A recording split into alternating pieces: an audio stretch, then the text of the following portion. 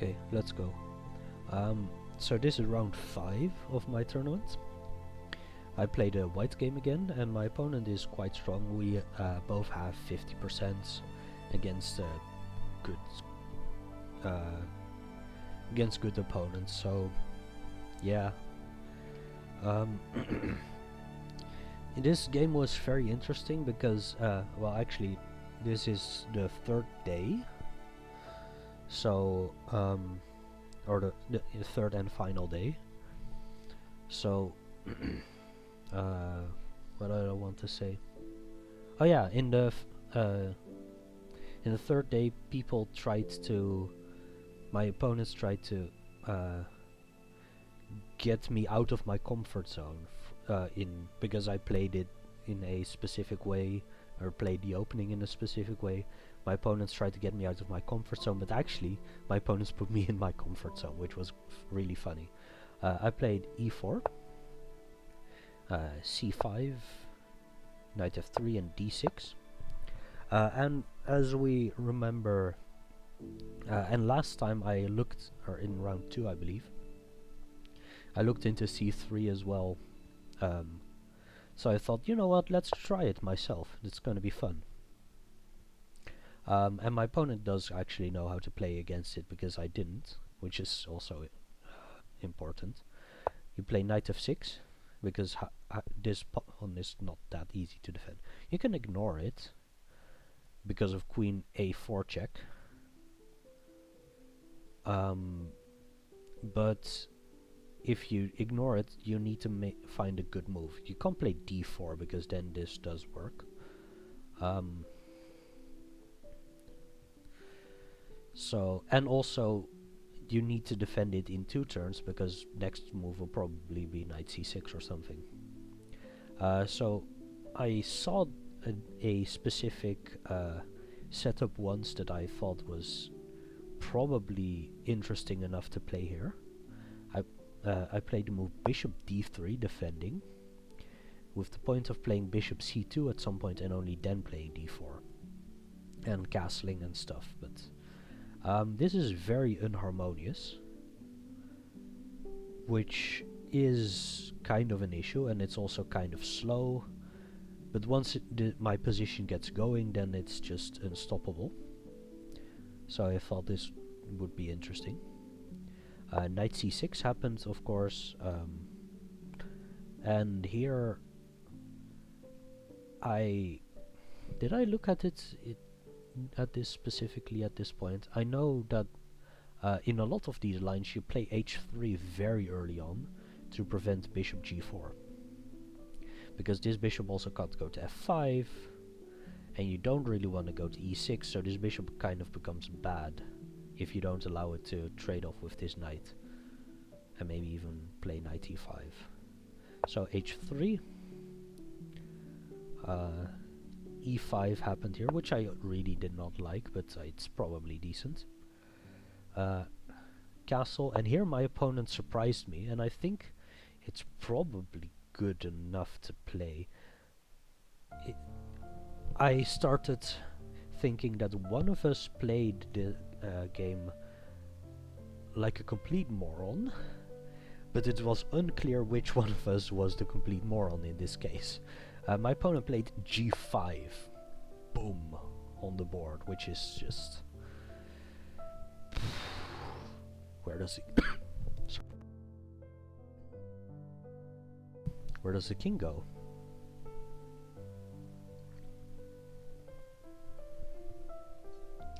Yeah.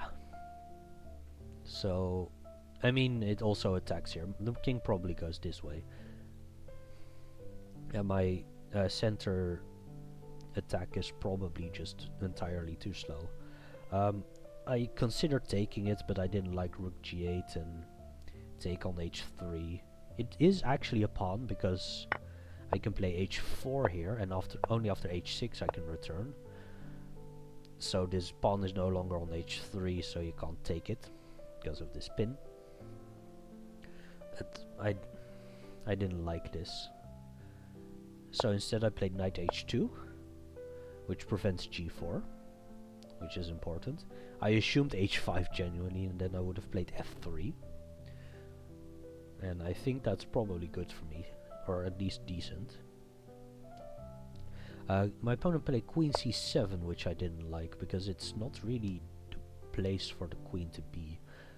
We discussed after the game, and I said that they should probably play bishop e6, and then like this, and bishop and queen d7 to put pressure here, instead of putting the queen on c7, where it really looks at a brick wall. It does make it kind of hard for me to play d4, because it might open up too many lines for the queen in this direction. But if I just don't do that, then what does it do? What does this queen do? I just played bishop c2, bishop d7. My opponent is trying to castle long. And here I could play d4, probably. And the point is that I do lose this d-pawn, but I can take here and attack this knight, forcing like knight bishop e7, and then, I mean, let's take a look. Yeah, Engine does like this. I wasn't convinced, because the g-file opens up. So instead I played the move d3, which is, again, I mean, d4 is my comfort zone, but I think d3 is also decent, and then I can prep d4 later on. My opponent, because I now properly attack this pawn, my opponent plays h6 here to defend, and I play bishop e3, they castle long, and now I've set up d4 almost, I think.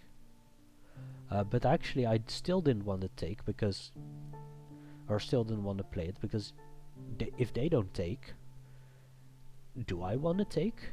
No, because then the d-file opens up. Do I want to push? Yeah, maybe I want to push, but it was unclear to me if I wanted to or not, because maybe I just want to put a knight there, and how do I get there? Unclear. But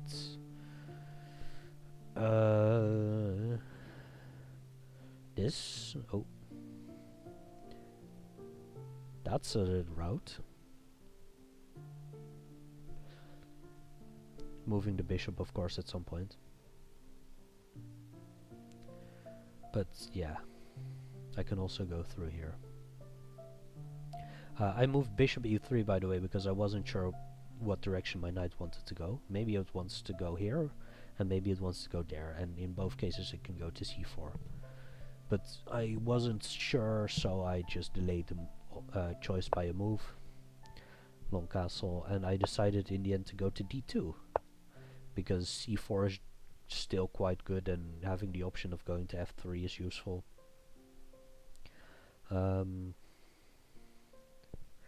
One thing I'm noticing, which is also quite clear in the position, is that I played e4, and every other move has been on the second or third rank. And that's going to that's going to still be a thing in the next couple of moves. I'll play one advance at some point, because here after knight e7 to reroute here, probably.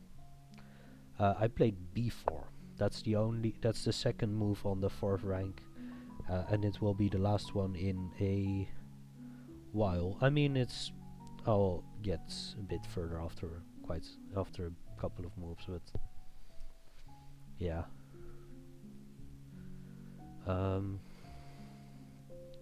So I played b4 instead of d4, because taking here seems a lot better than taking here, opening up the d file.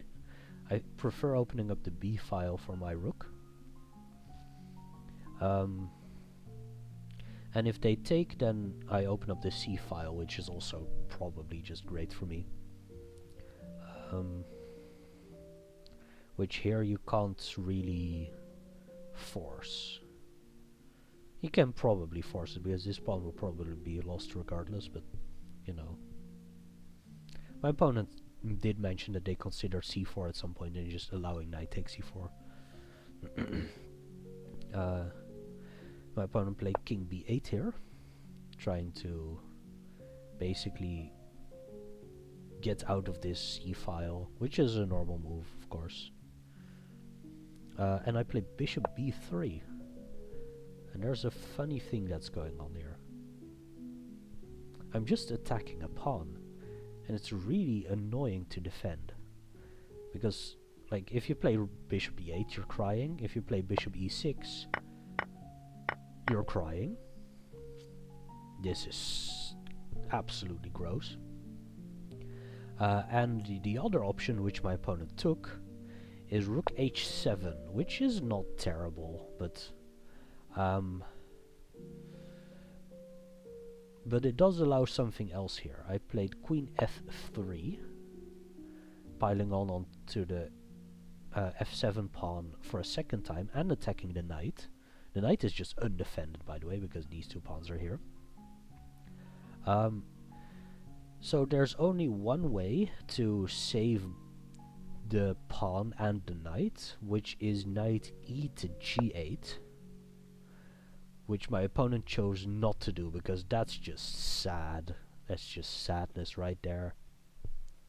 And maybe even still I have knight g4, which is also just... he basically forces this.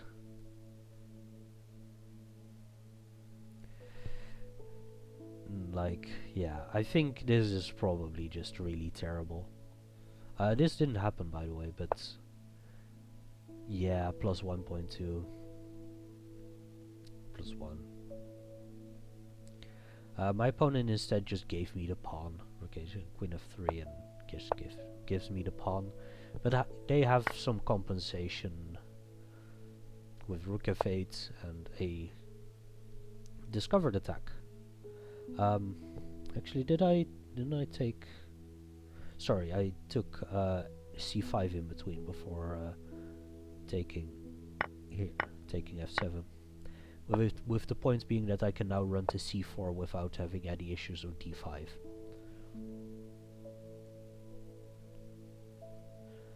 And b5 also, because I can just pin the pawn and win it. But there's a discovered attack here. There's no real good discovered attack actually, but you can try stuff. Actually, mostly because this rook is defended. You could do this. You could win the pawn back if you want. But I don't think that's good enough. I just probably play this and that and... is your knight trapped? No, you can go here still. You can just barely get out. You don't have to do that yet, but like... I mean, the B file's open, the C file is half open, the B file's also only half open. I think this is probably good enough for me, right? Oh, it's a equal position even. Wow. C4. My opponent didn't play knight fd5. My opponent wanted to go for a kingside attack in this direction. So they played g4 first, which I took because I have to, because otherwise they take on h3. They take back with the knight, and I play queen g3 instead of queen e2, which also makes sense, but I wanted to have the option of playing queen takes h2, and I thought that the queen here is quite a good defensive piece. It also lines up this diagonal for eventual f4 options in some lines. My opponent plays h5 here. Yeah. Threatening h4 as well even, which is quite scary. Because I'd have to go here and then this wins at least the pawn. If it doesn't trap the queen. I think it just traps the queen even. So I do need to defend against that, so I play bishop g5. It also attacks this knight. And my opponent plays bishop f6. So I could have also played some knights to f3 to defend. But then if I did something like this, then they could take here, which I didn't like. Trading bishops, the dark square bishops, is not great for me. But trading the dark square bishop for the knight is probably worse. So it's the better option, I think. I played knight df3, by the way, instead of knight h, because I also want to have the option of taking this knight at some point. And this knight on d2 isn't doing anything, really. And my opponent tries to insist, knight g6, also defends here, which I was threatening to take here, with the queen, sorry, to get a queen trade, and probably, actually maybe that's not good enough, because the queen isn't actually attacking yet. Yeah, so yeah. This tries to insist, but I insist that it doesn't happen with knight h4. And now I am threatening... No, I'm not actually threatening anything. But like after queen d8, which seems like a reasonable move, I can take and take and take there. Which is something. I'd have to take this one first, I think. Because otherwise you can take.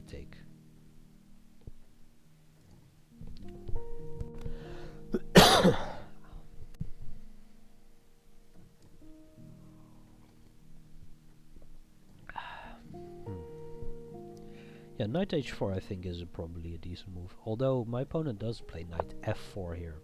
His knight has rerouted, has fully done its reroute through g6 to f4.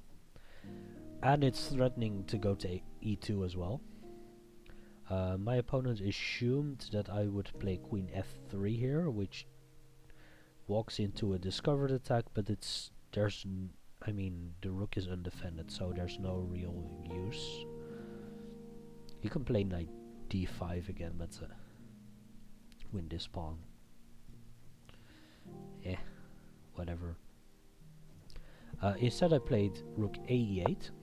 There's also this nice interesting trick where you play... If I play rook fe1, I believe you can sack here. Because of this.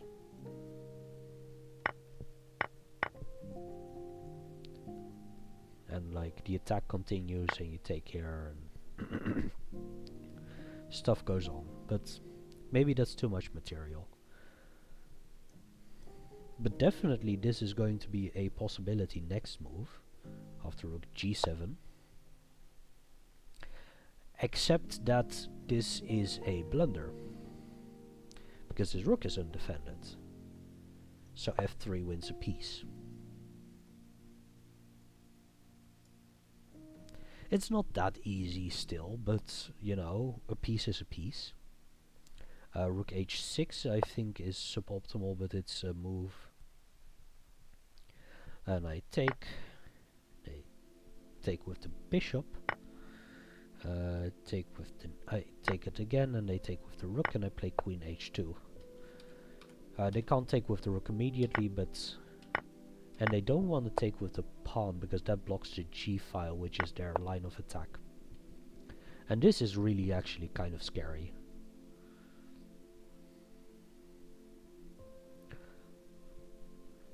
But the rooks are kind of uncoordinated, fortunately, because this bishop is quite useless, except that it defends these two squares, which are important, and this knight defends this, so I own all the light squares, so it's really hard for a rook to maneuver to where it wants to go. It's still possible because rooks are better than bishops, but it's just slightly unfortunate. Yeah, queen h2 happened, queen d8, rerouting and attacking this knight. I defend with g3, which also attacks the knight, but it doesn't matter because the pawn is pinned. And queen g5, right? Queen d8, queen g5, yes. This puts a lot of pressure on g3, but I played g3 because I I realized that I can defend it all of the times that I need. I can defend it like this, and this, while my opponent can use these two to attack and then play knight h5. So they can use all 5 of these pieces to attack my pawn, and I can use all 5 of these pieces to defend. And it just barely all holds. After queen g5, I started my setup to defend the g-pawn 5 times. So knight f5, because I think this, no, that wasn't threatened actually just yet. So maybe knight f5 wasn't great, but it's okay. Rook g6, rook f3.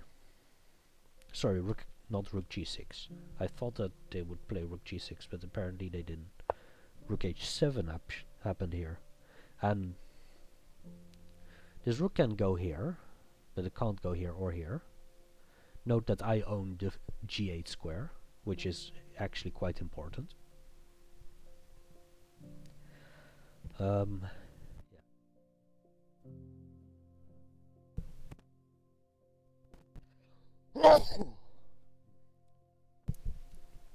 also own the g7 square with the knight, so they can't play rook g7, so this rook is not really great. I think it should probably just have gone to g6. It also allows me to do actually I play a rook f3 first, because I want to really play this. And here I decided to, because I actually defend this pawn sufficiently, I decided to just get out of the way. I want to say something about this rook, but it actually happened next move. So I move out of the way, attack the knight.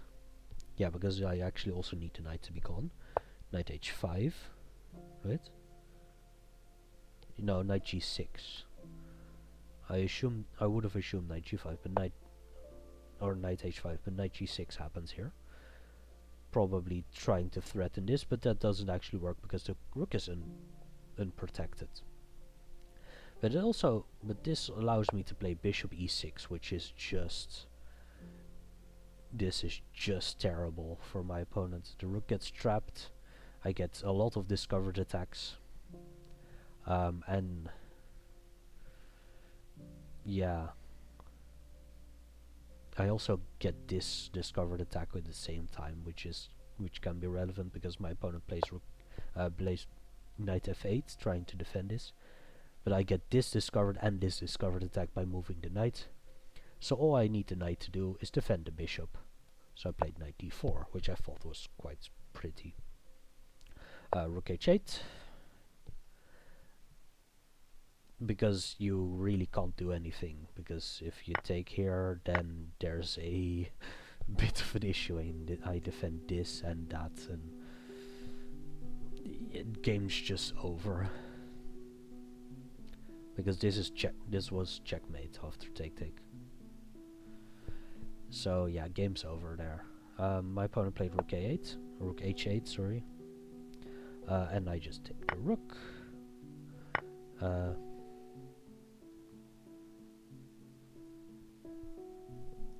And here I take the pawn. I miswrote this.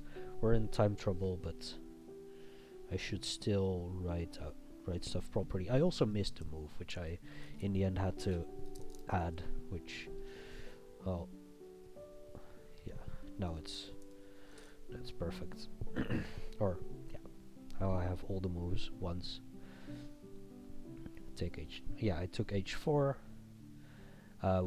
And the point is that now the g file is open for me, because I'm up a full rook, so I only basically need to trade queens and I'm winning. Queen g6, or sorry, knight g6, rook h3. I allowed them to take the pawn, but trade queens in the meantime if they wanted to. Queen f4, and I played knight f3. Oh yeah, my knight was hanging the whole time. Oh yeah, I remember why I did this. So if you take here, I take there. That's it. It was this discovered attack. And my rook is defended by my knight, so I can't actually move the knight yet. Yeah, so they move something and I get rook g3 and then I can move my knight away. Whew. That was quite an interesting line, I think, to save the knight. Yeah, knight f3, and now they take on h4 with the knight.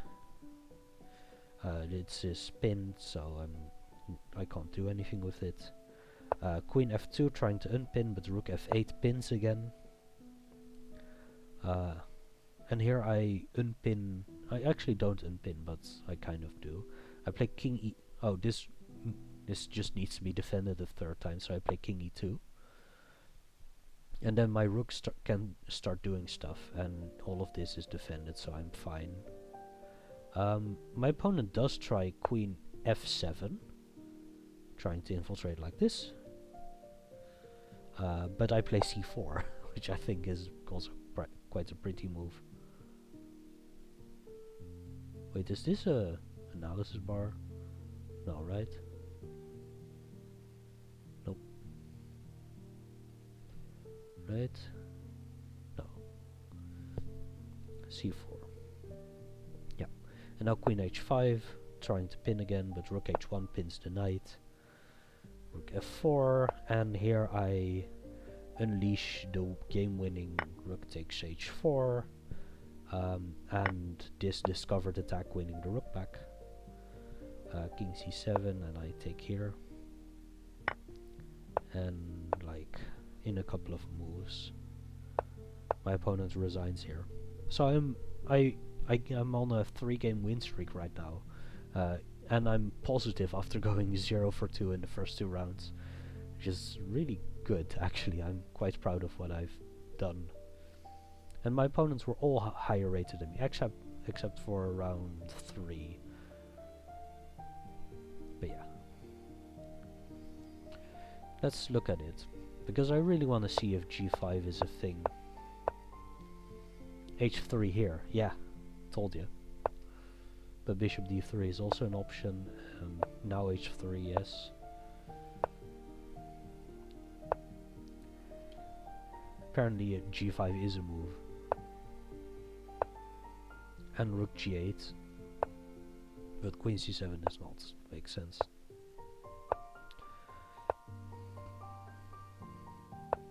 And now I just develop and we're basically equal again. Apparently I played it like a bit of a moron. But now that we've equalized, it's a lot easier for me. Or now that I've developed, it's a lot I've equalized and it's a lot easier. Yeah, they should have probably just given me the pawn immediately. But I can't take the pawn? That's quite sad. I mean, it makes sense if it's not optimal, but yeah. Really? This is just bad for me? I mean, it's possible. I mean, I'm forced to do this. I mean, I get kind of lucky, but b5 is not really a move I would have looked at. Except that it kind of makes sense, actually. Yeah, but f3 is... now I'm just better. And it's just... game over, basically. I do allow h4, which is probably suboptimal, but... yeah, it's okay. Knight d4, yeah, I do like this. G takes h4 is also quite interesting, attacking e5.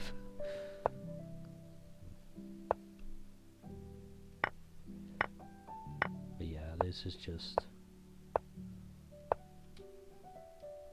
apparently you have a lot of options even. You don't even have to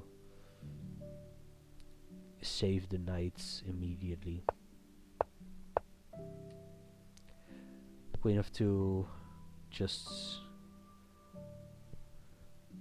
Yeah, okay, I'm up a rook, so, you know, fair enough.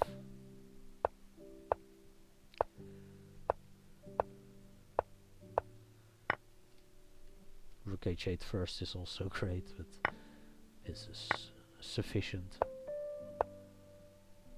Queen takes c5. Whoops, missed that. That's just... But this is good enough. And also missed queen d8 check. Knight takes e5 checkmate. Nice. Yeah. Once you lose the queen, the game is just over. Yeah. Played a good game. I'm quite proud of that. Except for the part where I... apparently couldn't take the pawn, but... Apparently I should take on... I should not allow h4, or try to defend h4 instead. I should just prevent it by opening up the h-file, which is... That's scary. Because rook h8 comes and threatens checkmate, and I'd have to play f3 and run, but they can take and open up the g-file. Yeah, that's really scary. So... I have to play f3, yeah?